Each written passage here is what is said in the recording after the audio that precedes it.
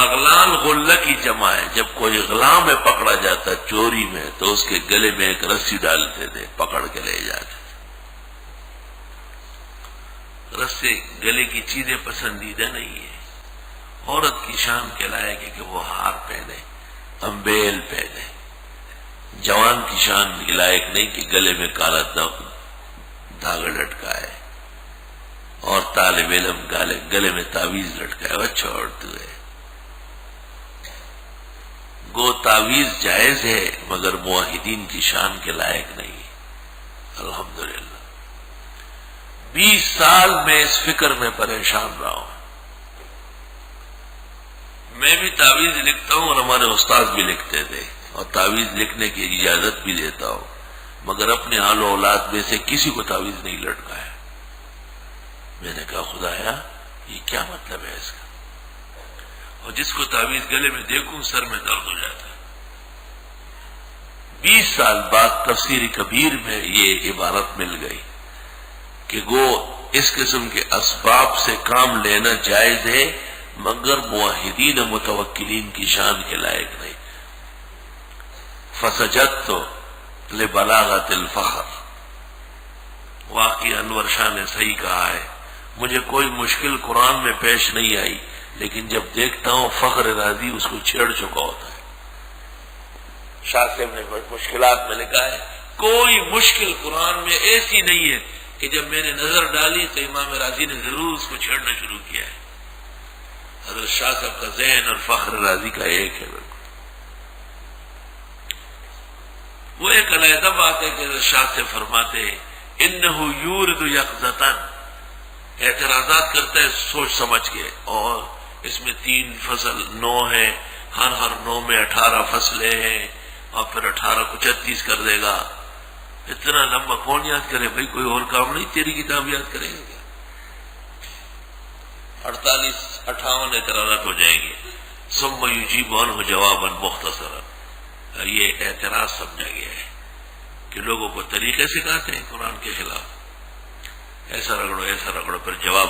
شاہ حضرت فرماتے ہیں انہو یورد یقظتاً ثم یجیب عنہا مناما، یہ سوال کرتا ہے سوچ سمجھ کر، جواب دے رہا سو کر، تو جواب کمزور ہوگا۔ لیکن فخر ہے ایھا الطلباء، اگر کوئی طالب علم سلف کے طرز پر عالم بننا چاہے فعلیہ ان یراجع الی تفسیر الفخر، فکأنما لیس تحت عدیم السماء وفوق الارض تفسیر الا للفخر، احفظوا هذا من هذا الفقیر الحقیر، فکأنما لیس تحت السماء وفوق الارض تفسیر الا للفخر، فتفسیر حری بألا یفسر بعدہ الى یوم القیامہ۔ بس وہی ایک کافی ہے، اس کو سمجھا جائے۔ اگر امام راضی کی تفسیر آپ 40 سال میں پوری سمجھ سکیں تو بھی سستا سودا ہے۔ 40 سال میں جب یہ سوچتا ہوں کہ بھئی ابھی شعبان کی 9-10 تاریخ آ جائے گی، 5 گھنٹے بیٹھوں گا اور 23 رمضان تک بالکل جسم ٹھنڈا ہو جاتا ہے۔ بہت بڑی ابتلا ہے اور بڑی سخت مشقت ہے، اللہ تعالیٰ ہمیشہ نصیب فرمائے۔ تو پھر جب یہ خیال آتا ہے کہ تفسیر کبیر دیکھوں گا اور مولانا اشرف علی کا بیان القرآن پڑھوں گا تو خوش ہو جاتا ہوں کہ اوہ یہ تو بہت بڑا کام ہے، سال بھر تو موقع نہیں ملتا ہے۔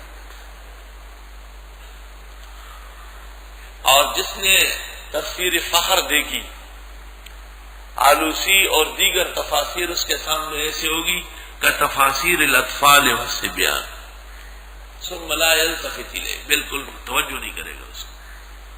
حالانکہ امام راضی مخ کے ناس دے لکه د کلو غولیان چی د تاس کو دور ہے،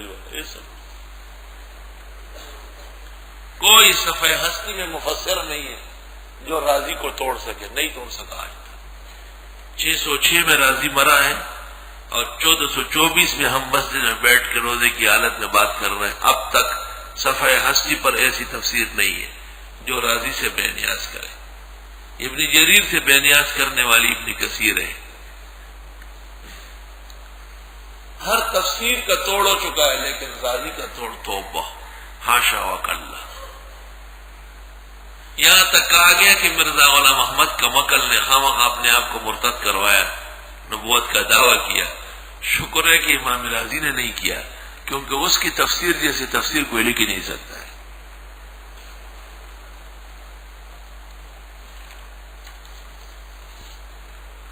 تیرے ضمیر پر اگر نہیں نزول کتاب، گرا کشا ہے نہ راضی نہ صاحب کشاف۔ اس سے پتہ چلتا ہے کہ ڈاکٹر اقبال صاحب بھی قرآن شریف جانتے تھے۔ مولانا انور شاہ صاحب سے گفتگو کرتے تھے گھنٹوں، تو حضرت شاہ صاحب نے فرمایا مجھے دارالعلوم دیوبند میں کوئی ایسا پوچھنے والا نہیں ملا جیسے یہ نوجوان پوچھتا رہتا ہے۔ اور شاہ صاحب سے بلا کی عقیدت تھی اس کی۔ ہمارے محترم دوست مولانا رشید احمد لدھیانوی نے رحیم یار خان سے ایک کتاب شائع کی ہے، اس کتاب کا نام ہے مرزا غلام احمد پر کفر کا پہلا فتویٰ علماء لدھیانہ نے لگایا ہے، یہ کتاب کا نام ہے۔ مرزا غلام احمد کی تکفیر سب سے پہلے علماء لدھیانہ نے کی، علماء دیوبند نے پھر 1908 میں جا کے کی۔ لدھیانہ اور گرداسپور آپس میں قریب قریب ہے، اس لیے مولانا محمد لدھیانوی اور اسماعیل لدھیانوی وہ پہلے تکفیر کر چکے ہیں۔ شیخ الہند اور گنگوئی صاحب کی خدمت میں آ کے بحث کرتے رہے، یہ کتاب طالب علم پڑھے انسان بن جائے گے، علم ایسا مٹھی میں آ جائے گا اس بارے میں۔ اردو کی کتاب فی سبیل اللہ، اور مفت کے لیے بیٹھے رہتے نہ مفت واردی وظیفہ دئی کی ورکا، روٹی دئی کی ورکا، کپڑا پا دئی کی ورکا، کتابونه دئی کی ورکا، ہر یو شے دئی کی ورکا، بیا دئی ډو عادت دي څه شي اخیستل۔ توبه توبه۔ حضرت مولانا منظور چنوٹی نے اس دن مجھے تاکید کی کہ کتاب مفت نہ بانٹنا، اندازہ لگاؤ، کہا مفت کتاب کی کوئی قدر و احترام نہیں ہوتا۔ میں نے کہا ٹھیک ہے، آپ کی بات سے طالب علموں کے اخلاق اچھے ہوں گے، لیکن طالب علموں سے پیسے لے کے دینا، یہ اس سے ہمارے اخلاق کو دھچکا لگے گا، ہم اپنے آپ کو ہی بچائیں۔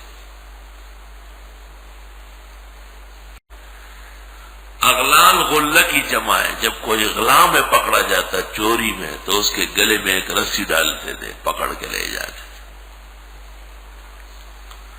رسے گلے کی چیزیں پسندیدہ نہیں ہے،